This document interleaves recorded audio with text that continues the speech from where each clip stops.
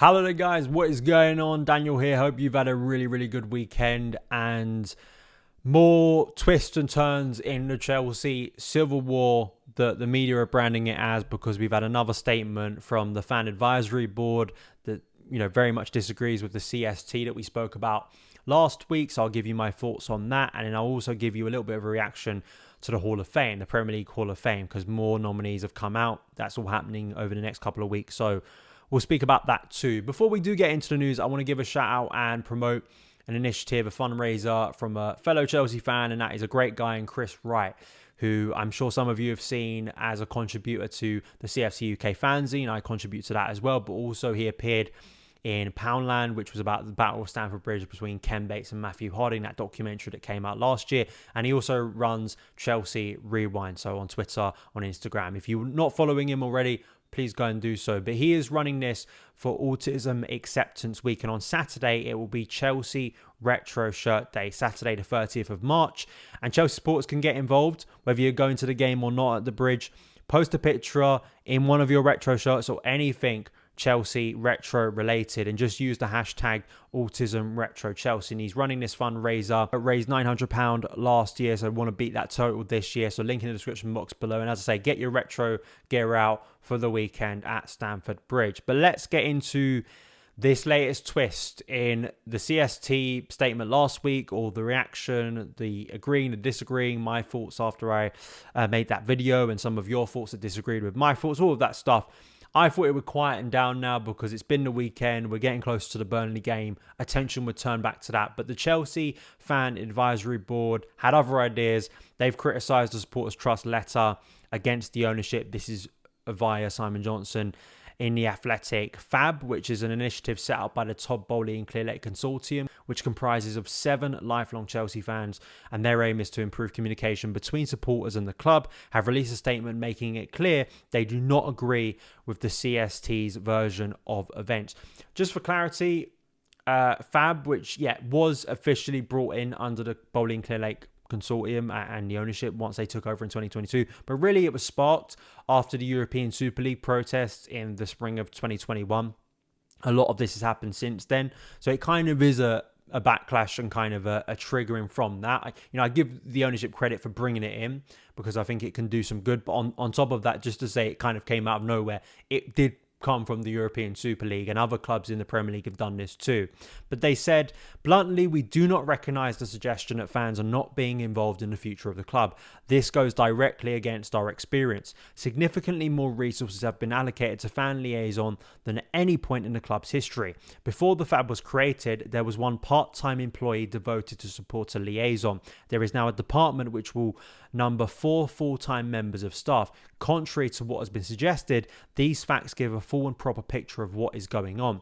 Chelsea's FAB is a pioneering effort created around a year ago to ensure that the fans' voice is listened to across the club. FAB ensures it is very broadly in touch with the supporter sentiment to collect and present these views very directly to the club and its board members. The club is aware that while the FAB is constructive and understands the realities, we are also challenging. We make our views known forcefully. We achieve real change. We work and will continue to work on the relationship. Finishing, football is a matter of opinion, and expressing emotion is a part of that. But we have to get behind our team and make our contribution to victory rather than seek chaos and division through attacks and campaigns. The only people who benefit from Chelsea fans turning on Chelsea are fans of other clubs. If we're pulling in the same direction, then every little thing is going to be all right. I want to point this out because I think it'd be fair, and I know some of you would maybe comment this down below. It would be unfair to say here that FAB has done nothing, and it just is, a mouthpiece for the club. Some of the, maybe smears and allegations that have been thrown after this statement hasn't really helped things and kind of cool things down, because people, obviously feel very passionate about this. The Score pointed this out on Twitter. He said, saying it's won concessions on financing coach travel for fans, clarity on the virtual waiting room, and more clarity and firm action on ticket touting. I'd also add the current chair of the CST, a former chair of the CST, and the head of Chelsea Pride are all on the fan advisory board, and minutes of their meetings are on the website. So there is that sense of, transparency. You can go online, you can look at, there's like an 8-page document that very easily explains what the goals are, who are the people involved, what is it intending to do, how does it work with the club. So I think it'd be childish and a bit reductive to say it does absolutely nothing. But I'm going to give you my thoughts. And my problem with it really is the last bit of the statement. I think for most of it, I understand where they're coming from. I think it's important to lay out what has changed, what has improved, and for people to understand that. And that is a sense of improvement, right? There is a more dedication and allocation to people working with the benefit of the club, and hopefully, very much interacting with the club on a regular basis. Now, but to try and act like nothing's happened, some people even mildly suggesting that this thing doesn't even exist. I mean, nonsense, right? It has existed. Fans who love the club, who are passionate about the club. And I think that's very important distinction we need to make, is that going after individuals involved in FAB, going after individuals involved in the CST, smearing them, abusing them, where is that going to lead us? It's just going to lead us to more division. And whatever opinion you have currently, whether you agree more with the FAB statement, whether you agree more with the CST statement, do you really think going after individuals and abusing them is going to make the discourse any better? Or is it just going to further divide people, which I'm sure we don't want, right? But I do think it is, as I said, that final piece of the statement is what frustrates me, because I think it's a sentiment and a type of opinion I have seen thrown at me after the video I made last week about the CST letter, and others too, that I think is unfair. I think it's an unfair, and it's a straw man really, because it tries to frame the idea that if you have questions, if you have legitimate concerns, if you don't feel that the direction of the club is an overwhelming, positive one, and that is not unique to one individual, that's not unique to me, that is a sentiment. I think that sentiment has been felt for a lot of Chelsea fans at different levels, of course. Some are always going to be more positive than negative, and some will feel more strongly than others. But that sentiment is real. That's not a fantasy. That isn't just one person just going on an ego trip to try and throw a statement out there to gain attention and clicks. You misunderstand the CST, as I've said last week. You misunderstand the CST if you think it's just 3 or 4 people going out of their way to put their own agenda forward. It's based on what members believe and tell them, and they are democratically elected.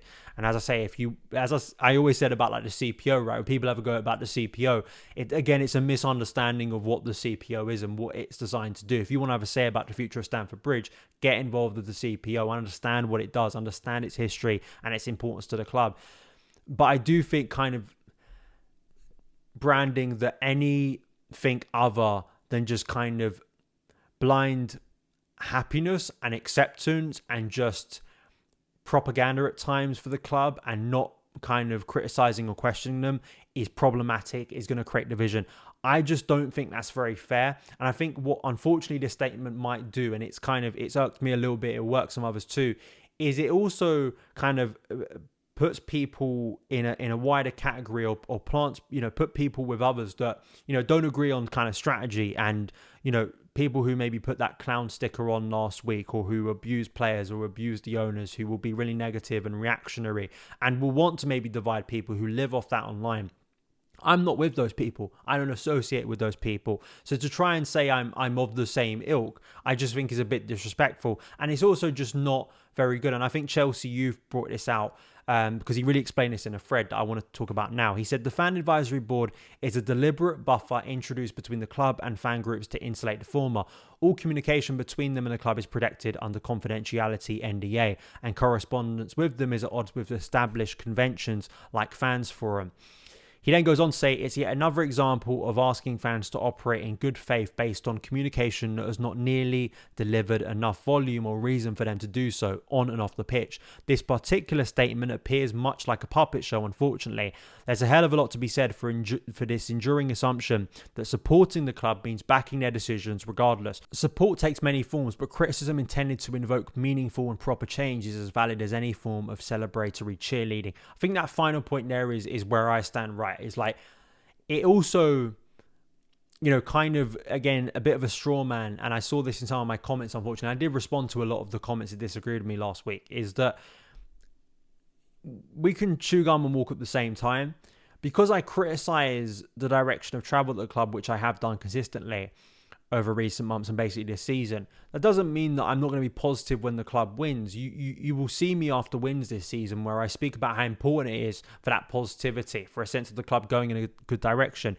And I think all of us would want more than anything for the club to be successful. And actually, I'd want to be proven wrong by the club, right? I'd want to be proven wrong that my doubts around their current strategy are unfounded, right? But that doesn't mean I have to be gaslit into believing that all the criticism I've had and others have had are completely irrelevant, are fantasy. We're just making them up. It's all in our head and everything's fine. Everything's perfect. Again, I think it will push people further to a direction of division that the club probably doesn't want, that I know FAB wouldn't want, the people involved in that wouldn't want, and the CST wouldn't want, right? It will create the reaction that they don't want. So I think kind of brandishing it as, unless you're kind of blindly positive, you're a problem, doesn't help the situation. We can distinguish people being abusive and say, yeah, that's a problem. But again, that the statement doesn't really clarify that to me, in my opinion. It's like, and kind of having a go at the CST, it's like, these campaigns and,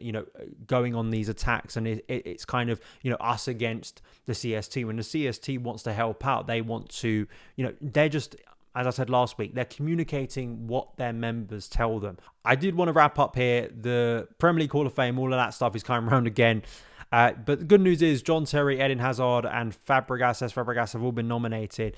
I just find the process of this just a little bit silly, in my opinion. Like, I don't know why it has to be a public vote. And why hasn't John Terry been put in the Hall of Fame already? I mean, how can you have a serious Premier League Hall of Fame? And they've inducted several people now. It's not a new thing. They've been doing it for a couple of years. And JT, in my opinion, the greatest centre-back in Premier League history, but one of, if not like the top 2 or 3, has not been in there already. It just makes the thing a little bit of a farce.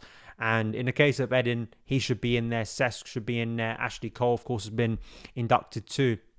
To make it a public vote, I mean, I don't think it. It just seems to, let's just get social media engagements rather than actually making something with some weight to it, is kind of my opinion. But listen, if you want to get these guys in the Premier League Hall of Fame, which they absolutely should be, it's a crime they're not, get down and vote for them, because I think it's obviously important that we get some more Chelsea legends in there. And as well, Arsenal fans weirdly wanting to bring Ashley Cole back into their club and try and make him one of their own again, even though he said, turn their back on him. He's a Chelsea guy for life. He always will be. He's a Chelsea icon. That was quite funny to see some of the reactions to that. But those are my thoughts today. Let me know yours as ever in the comments below, and I'll see you again very soon. All the best.